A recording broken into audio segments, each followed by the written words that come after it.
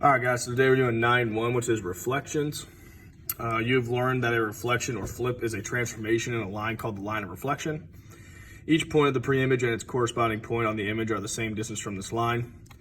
The reflection in a line. A reflection in a line is a function that maps a point to its image such that if the point is on the line, then the image and the pre-image are the same point.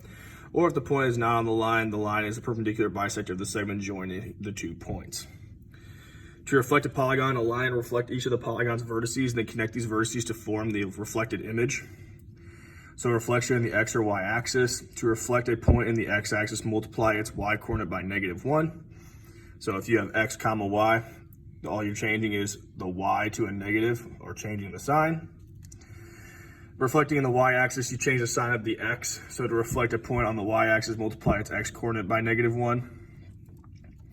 The expression p a comma b goes to p apostrophe a comma b can be read as point p with coordinates a and b is mapped to a new location p prime with coordinates a and b negative, or a and negative b, excuse me. So example, point B is called an invariant point because it maps onto itself. The only points that lie on the line reflection are invariant under a reflection. And then we have reflection in y equals x. So to reflect a point in the y equals x, interchange the x and y coordinates. So instead of it being x comma y, it goes to y comma x. These formulas are also here on the back, all in one place for us, right here. So this is where I would look when I'm doing my homework. Okay, these three are the three options. We have reflection in the x-axis where it goes over the x-axis, where it reflects over the y-axis, and then when it reflects over a diagonal like this. So copy the figure and the given line of reflection, then draw the reflected image in this line using a ruler. I'm not going to use a ruler, I'm just going to use it by freehand. Okay, so if I reflect this image, it's going to look something like this.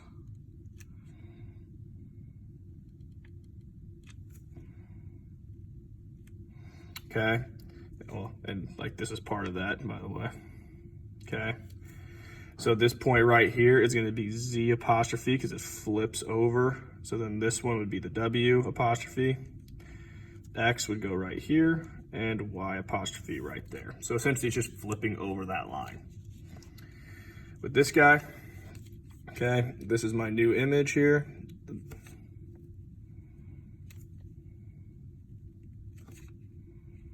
Okay, pretty close anyways. And again, it's flipping, so this point is going to be the one that's closest.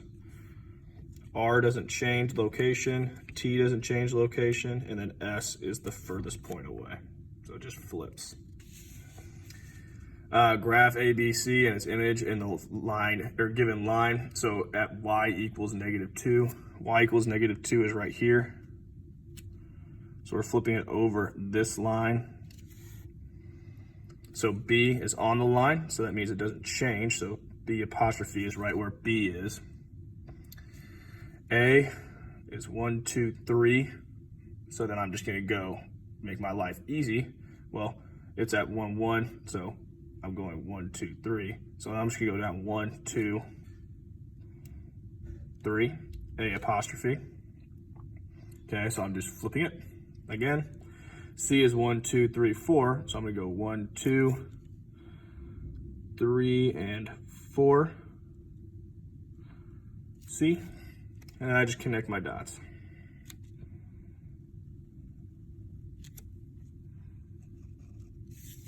So there's my image. And then we have x equals 3. So x equals 3 will be right here. Like so. And so that means we're flipping it like this, okay? So when we have x, again, if we have a hard time being able to see, we're just flipping it, we're gonna use this guy right here.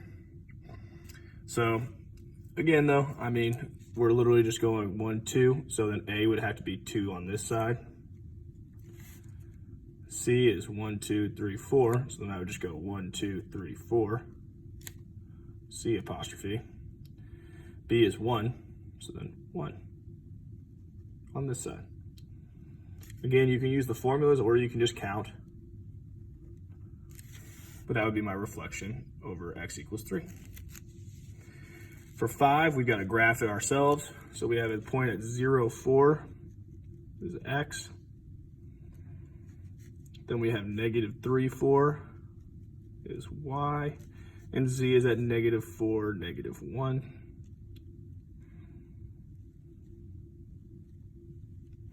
And we're flipping over the y-axis. So up here I just counted.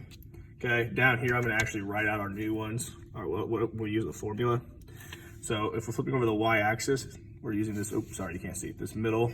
So I need to change my x, the sign of my x. So for 0, it would just still be 0. So 0, 4, that doesn't change. The y apostrophe, we change the sign. So instead of -3, it's +3. And z, we change the sign. So a -4 is going to be 4.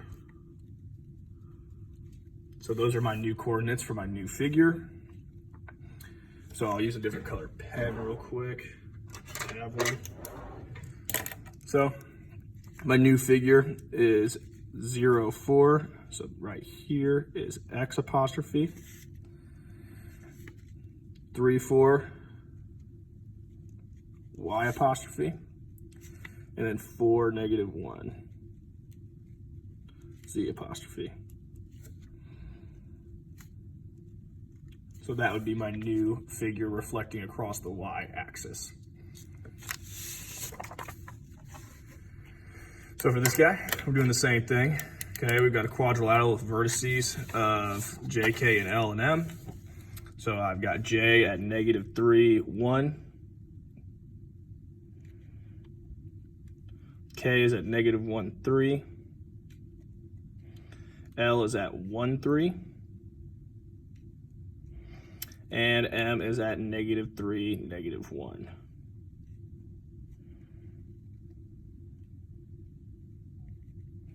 So there's my figure. And again, I'm going to write this in the formula. So if I look at my formula here, I'm using this guy. Because we're doing it y equals x on this one. We're reflecting in the y equals x. So I'm just flipping my coordinates. So j apostrophe will be at 1, -3. Again, I'm just flipping these. K apostrophe will be at 3, -1. L apostrophe will be at 3, 1.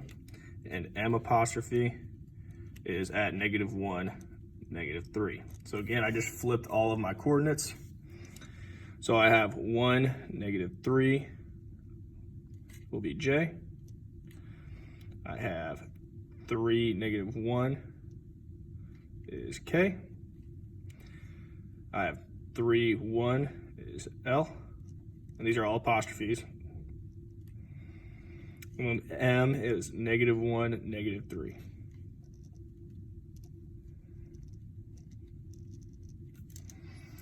And that's all for section 9.1.